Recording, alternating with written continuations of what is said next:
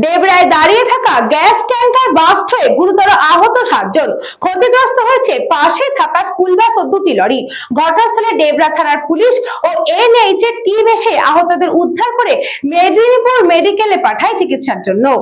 ডেবরায় দাঁড়িয়ে থাকা gas tanker blast করে গুরুতর আহত 7 জন। ক্ষতিগ্রস্ত হয়েছে পাশে থাকা স্কুল বাস ও 2টি লরি।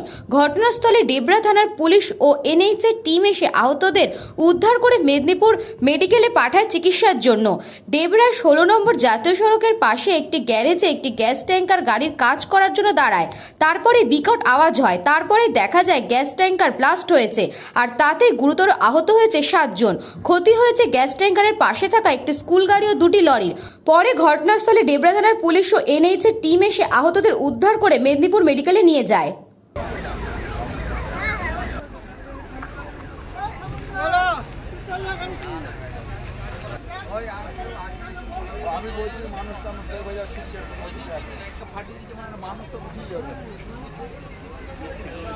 পশ্চিম মেদিনীপুর থেকে সুকুমার সেনাপতির রিপোর্ট, নিউজ বঙ্গ টাইম।